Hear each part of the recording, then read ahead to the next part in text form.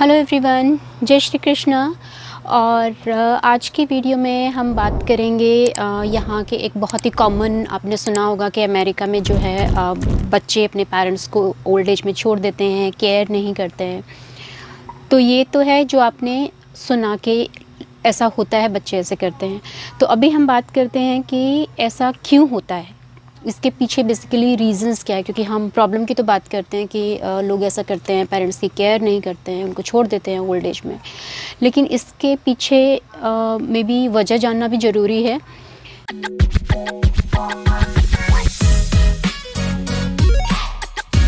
आपके साथ शेयर करने वाली हूँ जो मुझे लगता है कि ये रीज़न्स हैं, वो टोटली बेस्ड हैं मेरे अपना जो यहाँ का 6.5 ईयर्स हमें हो गए यहाँ पे, जो एक्सपीरियंस रहा है, जो कल्चर हमने यहाँ पे देखा है, ऑब्ज़र्व किया है लोगों को, यहाँ के कल्चर को। और उससे भी ज़्यादा मैं आपको बोलूँगी कि हमारा इधर एक फ़ेसबुक पे ग्रुप है, यहाँ की जो लोकल लेडीज़ हैं, जो मॉम्स हैं, उनका स्पेशली एक ग्रुप है। तो उसमें ये लोग अपनी जो भी पर्सनल प्रॉब्लम्स होती हैं इनकी लाइफ में, जो चल रहा होता है, वो सब शेयर करते हैं। और मेरा मानना है कि सिर्फ इधर उधर देखने से ज़्यादा जो आप पर्सनली लोगों की लाइफ से जान के कि रियल में जो हो रहा है, जो आपको पता चलता है, वो शायद रियलिटी के ज़्यादा क्लोज़ होता है। एक अपने आप से किसी चीज़ पे व्यू पॉइंट बना लेना, और एक जो आपने रियलिटी सुनी है उनके अपने मुँह से कि लोगों के साथ क्या, कैसा वो फ़ील कर रहे हैं, क्या उनकी लाइफ में चल रहा है, तो वो शायद थोड़ा ज़्यादा सच होता है बजाय कि इधर उधर से सुना हुआ के। तो उसी के बेसिस पे ये मेरा अपना पॉइंट ऑफ व्यू है। बाकी लोग हो सकता है कि इससे एग्री ना करें, तो आप मुझे कमेंट्स में ज़रूर शेयर कीजिएगा कि आपको भी लगता है क्या क्या ये सेम रीज़न्स हैं इस चीज़ के पीछे कि यहाँ पे जो बच्चे हैं वो पेरेंट्स को छोड़ देते हैं। तो हम स्टार्ट करते हैं सबसे पहले जब बच्चा बॉर्न होता है। तो देखिए यहाँ पे क्या है, जब बच्चा बॉर्न होता है तो एक बार आप की डिलीवरी हो गई, आप हॉस्पिटल से घर आ गए, तो उसी टाइम से ही, बल्कि बॉर्न होता है तब से अलग से एक क्रिब में बच्चा रहता है, सोता है अलग से। मतलब माँ के साथ जो बेड है वो शेयर नहीं करता है, बिल्कुल छोटा जब बॉर्न होता है तभी से। अपना इंडिया के जैसे नहीं है कि बच्चा जो है माँ के साथ सोएगा, वो बिल्कुल न्यू बॉर्न बच्चा ही फर्स्ट 1-2 दिन जब हॉस्पिटल में होते हैं तो अलग क्रिब में होता है। उसके बाद घर आके प्रॉपर अलग रूम में, मतलब उसके बॉर्न होने से पहले ही सेट कर दिया जाता है उसका पूरा रूम, और उसको शिफ्ट कर देते हैं। मोस्टली पेरेंट्स जो अफोर्ड कर सकते हैं वो आजकल कैमरा लगा लेते हैं कि बच्चे को देखते रहें, उठा है, क्या कर रहा है। बट नॉर्मली जब कुछ लोग जो कैमरास नहीं लगा सकते, उतना नहीं अफोर्ड कर सकते, या पहले जब कैमरास नहीं होते थे, तो भी बच्चे को ऐसे अलग रूम में रखते हैं वो लोग। और ये अलग रूम एट टाइम्स ऐसा भी होता है कि आपका घर छोटा है, कुछ ऐसे है कि एक रूम ऊपर है, एक आपका रूम नीचे है, तो वो ऐसे भी होता है कि पेरेंट्स अलग लेवल पे हैं और बच्चा अलग लेवल पे है, एक ऊपर है और एक नीचे है। तो टोटली वहाँ पे पेरेंट जो है, जो माँ है, वो डिपेंड करती है कि उसको रोने की आवाज़ सुनेगी बच्चे की। अगर आपको वो लेट सुनेगी तो बच्चा रोता रहे। तो वो एक जो पर्सनल कनेक्ट है माँ का बच्चे के साथ ना, मुझे लगता है, आई डोंट नो, मतलब इनका अलग कहना है, इनको लगता है कि छोटे बच्चों को आप अपने साथ रखोगे तो वो सेफ्टी इश्यूज़ हैं कि अपने साथ नहीं सुला सकते, कि माँ के नीचे दब सकता है एंड और वो सब चीज़ें ये लोग बोलते हैं, जो कि मतलब मैं पर्सनली एग्री नहीं करती, क्योंकि मैंने आज तक कोई ऐसा केस नहीं सुना जहाँ पे माँ के नीचे दब के कोई बच्चा हर्ट हुआ हो। मतलब वो एक सेंस होती है कहीं ना कहीं से, वो एक आ जाता है मदर में ना, कि मतलब आप बच्चे को नींद में भी हर्ट नहीं होता है बच्चा। तो वो ये लोग बोलते हैं कि वो बच्चे की सेफ्टी के लिए है, बट सेफ्टी है तो भी आप एक अलग क्रिब में अपने साथ भी सुला सकते हैं, बट नहीं, वो एक अलग रूम में होता है।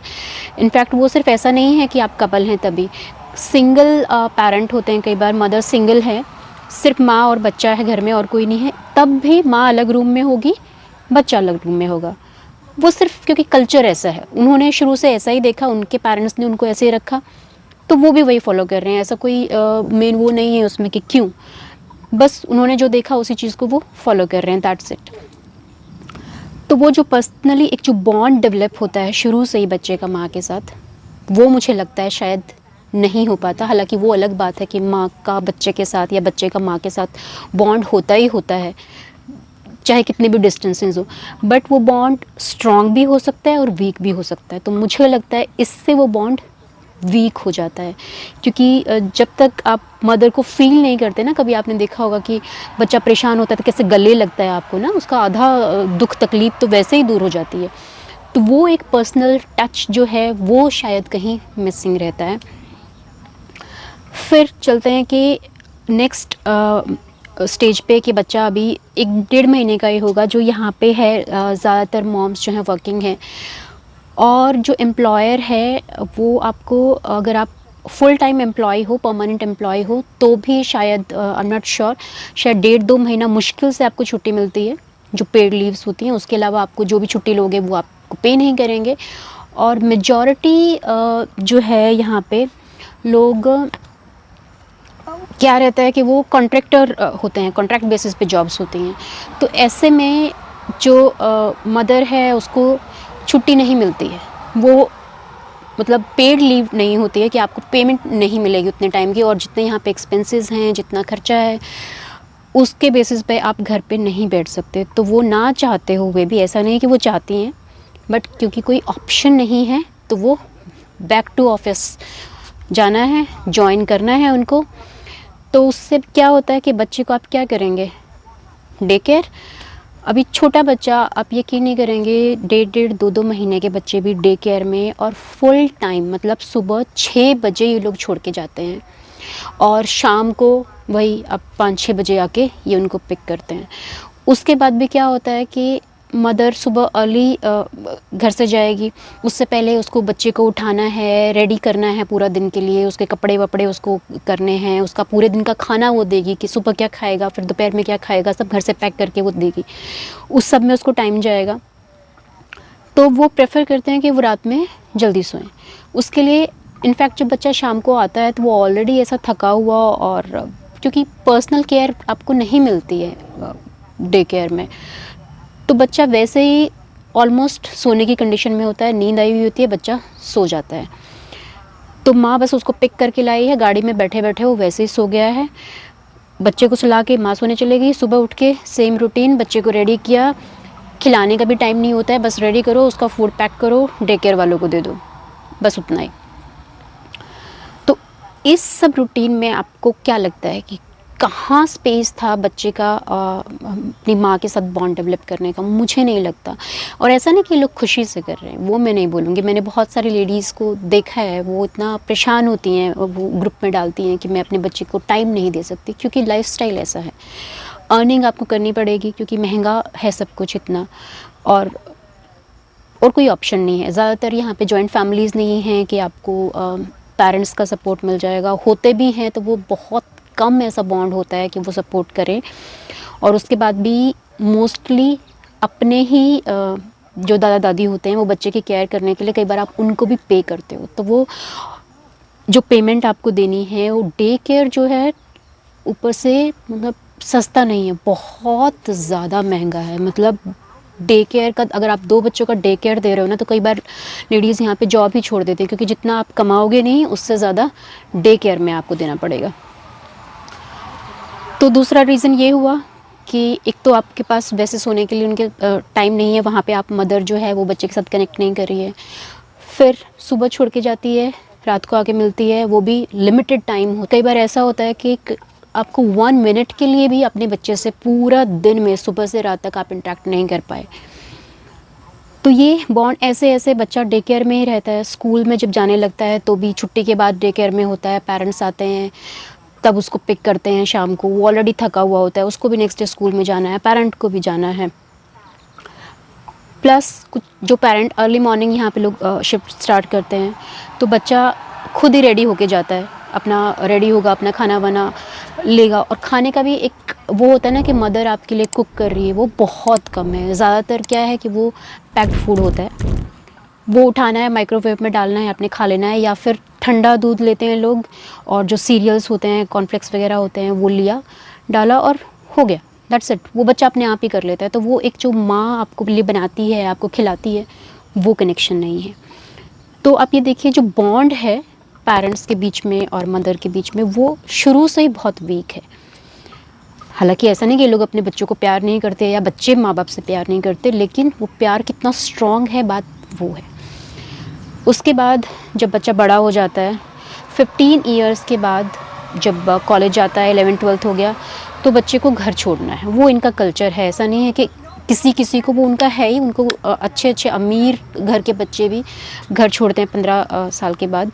और अब उसको क्या करना है, पेरेंट्स से कोई सपोर्ट नहीं मिलेगा, उसकी एजुकेशन के लिए कोई सपोर्ट नहीं होगा, उसके रहने के लिए कोई सपोर्ट नहीं होगा, कुछ भी नहीं। टोटली अब उस बच्चे को अपनी ज़िंदगी अपने खुद उसको सब कुछ करना है। अपनी एजुकेशन के लिए कमाना है, अपने खाने के लिए कमाना है, अपने रहने के लिए कमाना है, सब कुछ इस बच्चे को खुद करना है। तो ये जो 15 साल में बच्चा मूव हो गया, अभी ये पेरेंट्स का ध्यान रखेगा कि अपनी लाइफ का सोचेगा, उसको अपनी और ऐसे में क्या है, ये लोग जॉब शुरू कर देते हैं 15 साल के बाद ही। कॉलेज का भी उसको जाना है, देखना है, और कॉलेज भी कई बार जो वो चाहते हैं वो नहीं अफोर्ड कर सकते, क्योंकि फाइनेंशियली वो उतने स्ट्रांग नहीं हैं, उतना उनके पास बैकअप नहीं है। तो ऐसे में क्या है, वो लोन लेते हैं। तो अब उसके सर पे कितना प्रेशर है कि उसको पढ़ाई भी करनी है। ऐसा नहीं इंडिया के जैसे आओगे दोपहर में कॉलेज से, माँ अपना मस्त लंच वंच बना के रखेगी, दाल चावल सब्जी आपको सब मिलेगा। कुछ नहीं, उसको सब कुछ खुद करना है, सफाई खुद करनी है, अपनी ग्रॉसरीज खुद लानी है, ईच एंड एवरीथिंग, लॉन्ड्री खुद करनी है, सब कुछ खुद करना है। तो ऐसे में वो अपनी ही लाइफ में इतना ज़्यादा इन्वॉल्व हो जाता है कि पेरेंट्स से टच नहीं रह पाता है। प्लस ज़्यादातर क्या होता है, डिफरेंट स्टेट्स में होता है, किसी और स्टेट में है, तो पेरेंट्स किसी और स्टेट में रह रहे हैं, बच्चा किसी और स्टेट में रह रहा है, जो कि इंडिया में भी बहुत कॉमन है। ऐसा नहीं है, बच्चे पढ़ाई के लिए जाते हैं, लेकिन यहाँ पे क्या है कि उसका छुट्टियों में आना बहुत कम है, क्योंकि जो मोड ऑफ़ ट्रांसपोर्टेशन है वो ज़्यादातर सिर्फ फ़्लाइट्स के थ्रू है, जो कि बहुत एक्सपेंसिव है, बहुत ज़्यादा। एक तो वो अपनी फ़ीस मुश्किल से भर रहा है, उसके बाद वो महंगी महंगी फ़्लाइट्स का वो नहीं हो पाता है। तो कोई भी इंसान होगा, सिर्फ इनको छोड़ो, तो वो पेरेंट्स के साथ बॉन्ड बनाएगा, अपनी ज़िंदगी देखेगा, क्या करेगा, तो वो टच छूटता चला जाता है। और फिर जब बच्चा सेटल हो जाता है, जॉब वॉब है, कई बार जॉब भी यहाँ पे कॉन्ट्रैक्ट बेसिस होती हैं, बहुत हाईली पेड उसको नहीं मिल रहा है, क्योंकि स्किल अच्छी नहीं डेवलप हुई है, उसकी डिग्री विग्री वो नहीं कर पाया, क्योंकि फाइनेंशियली नहीं वो कर सकता था। तो ऐसे में ये लोग क्या करते हैं कि मल्टीपल जॉब्स करते हैं। एक दिन में ही बंदे 16-16 घंटे की जॉब, 18-18 घंटे की जॉब, 2-2, 3-3 जॉब भी ये लोग पकड़ लेते हैं, अगर उसमें कम आवर्स हैं तो उसकी लाइफ इतनी ज़्यादा बिजी हो जाती है कि पेरेंट्स को मिलना और सेलिब्रेट करना, हाँ क्रिसमस वगैरह ये लोग करते हैं, ईयरली मिलते हैं, बट वो उतना ज़्यादा नहीं हो पाता है जितना कि मतलब इंडिया में अपना है कि भाई बच्चा बाहर भी है तो होली दिवाली पे तो घर आएंगे ऐसा। फिर जब जैसे जैसे पेरेंट्स एज होते जाते हैं, एक तो यहाँ पे क्या है कि बहुत ज़्यादा एज में भी ये लोग काम करते हैं, एकदम एज्ड हैं तब भी ये काम करते रहते हैं। ये सिर्फ काम करना छोड़ते हैं जब बिल्कुल ही आपके हाथ पैर अब चलने बंद हो गए, आप किसी दूसरे के सपोर्ट के बिना उठ ही नहीं सकते, तब यहाँ पे लोग काम करना बंद करते हैं। अदरवाइज़ वो अपनी अर्निंग खुद करते हैं। तो बच्चे को एज सच ये सोचना नहीं पड़ता कि भाई मैं पेरेंट्स को सपोर्ट करूँ, उसको अपनी ज़िंदगी मुश्किल होती है निकालनी, क्योंकि इतने खर्चे हैं, लाइफस्टाइल ऐसा है यहाँ का। तो अब ये जो पेरेंट्स हैं ये क्या करते हैं, अपना खर्चा निकालने के लिए, क्योंकि काम नहीं कर सकते, इनके पास जो बड़ा घर है अब इसको ये सेल करके छोटे घर में मूव होते हैं। तो बच्चे को कहीं से एक वो भी होता है ना कि पेरेंट्स से कुछ मिलने वाला है, कहीं ना कहीं वो रहता है ना कि पेरेंट्स है वो उनके घर आपको मिलेगा, कुछ मिलेगा। वो बच्चे को यहाँ पे कुछ भी नहीं मिलता, कुछ भी मतलब कुछ भी नहीं, क्योंकि ये पेरेंट उसको सेल करेगा अपना बुढ़ापा निकालने के लिए, अपने खर्चे उठाने के लिए, छोटे उसमें जाके शिफ्ट होगा, या कई बार सिर्फ रेंटेड लेगा, बाद में कोई प्रॉपर्टी होगी ही नहीं पेरेंट के पास, माँ बाप के जाने के बाद। और अब अगर कोई ऐसा है कि जो सपोर्ट भी करना चाहता है अपने माँ बाप को कि भाई एज्ड हैं तो चलो हम उनकी देखभाल करें, एक तो वो इमोशनल बॉन्ड नहीं है कि बहुत ज़्यादा लगे कि अरे मेरे माँ है, मेरा बाप है, वो इस कंडीशन में है, वो नहीं है, क्योंकि उसको भी वो सपोर्ट नहीं मिला है ना। मतलब जहाँ से वो बॉन्ड बनती है, जब उसको ज़रूरत थी फीस की, केयर की, टाइम की, वो उसको नहीं मिला। तो वो एक रिटर्न करने वाला कहाँ से आएगा कि इन्होंने मेरे लिए किया तो मैं इनके लिए करूँ। प्लस जो स्कूल्स हैं वो पब्लिक स्कूल्स हैं ज़्यादातर, जहाँ पे फ़ीस नहीं देनी पड़ती, तो बच्चे को ये भी नहीं रहता कि भाई इन्होंने मेरी एजुकेशन के लिए, मुझे पढ़ाने के लिए इतनी मेहनत की है एंड ऑल। वो एक फैक्टर है कि वो बच्चे के दिमाग में नहीं आता। हमें लगता है ना कि हमारे माँ बाप ने हमें पढ़ाने के लिए इतना खर्चा किया, इतनी महंगी महंगी फ़ीस भरी है, इतना कुछ किया है हमारे लिए, वो इनको नहीं आता है क्योंकि वो फ्री है सब कुछ, उसके लिए पेरेंट ने ऐसा कुछ नहीं किया है। तो ये जो एज्ड माँ बाप है जो अभी बीमार हो गया है, बच्चा कहीं ना कहीं फील भी कर रहा है कि मुझे करना चाहिए, तो ये क्या प्रेफर करते हैं कि आप अपने घर में उसको ले जाके उल्टा उसका नुकसान कर रहे हो, क्योंकि वो जिस बीमारी में है, जिस टाइप का उसको सपोर्ट चाहिए वो आप नहीं दे सकते। आपको नहीं पता है कि उसको कैसे उठाना है, कैसे बिठाना है, कैसे उसकी मेडिसिन्स हैं, कैसे केयर करनी है, दवाइयाँ पट्टी करनी, कुछ भी है, ड्रेसिंग्स करनी है। तो ये प्रेफर करते हैं कि ऐसे में इनके पास प्रोफेशनल उनकी केयर के लिए होना चाहिए जो कि नर्स है। प्लस उसकी जो मूवमेंट है वहाँ पे जो है वो ऐसा घर होना चाहिए कि जहाँ पे उसको बाहर निकलने में, जैसे व्हील चेयर है, कुछ भी है, वो उस तरह से हो कि भाई सीनियर पर्सन फ्रेंडली हो, जो आप अपने घर को वैसे चेंज नहीं कर सकते हो हर उसके लिए। तो वो प्रेफर करते हैं कि ऐसे में आपके जो पेरेंट्स हैं, इनफैक्ट पेरेंट्स भी यही प्रेफर करते हैं कि यहाँ पे होती हैं सीनियर लिविंग्स, अलग से अपार्टमेंट्स होते हैं जहाँ पे सिर्फ और सिर्फ सीनियर लोग रहते हैं, एज्ड लोग रहते हैं। वहाँ पे हर चीज़ इनके हिसाब से होती है, जैसे इनकी नीड्स होती हैं कि ज़्यादातर व्हील चेयर पे हैं तो वो ऊपर जा सके, आ सके, बाहर जा सके, या ड्राइव नहीं कर सकते तो उनकी बसेस वैसी होती हैं, तो वो स्पेशली उन्हीं के हिसाब से डिज़ाइन है। तो ऐसे में उनको लगता है कि वहाँ रहना उनके लिए शायद बेहतर है। पेरेंट्स को भी ऐसा लगता है और बच्चे को भी ऐसा। जहाँ तक फाइनेंशियल उसकी बात है तो उसने अपना घर वर बेच के वो अरेंज कर लेते हैं, तो वहाँ बच्चे को ये नहीं लगता कि भाई हम कुछ हेल्प कर दें फाइनेंशियली, ऐसा उनके पास अपना बैकअप होता है। तो ये थे कुछ रीज़न्स जो मुझे लगता है कि हैं कि क्यों ये लोग अपने पेरेंट्स को छोड़ देते हैं, क्यों उनके बीच में इतना बॉन्ड नहीं है बच्चे और पेरेंट के बीच में। आपको क्या लगता है, मेरा पॉइंट ऑफ व्यू सही है या चीज़ें ज़रूरी नहीं है जो मुझे लगता है वैसा हो, गलत भी हो सकता है, तो वो आप ज़रूर शेयर कीजिएगा कि आपको क्या लगता है कि ये जो वीक बॉन्ड है यहाँ पे पेरेंट और बच्चे के बीच में, उसका मेन रीज़न क्या है। Thank you so much for watching. मिलते हैं नेक्स्ट वीडियो में।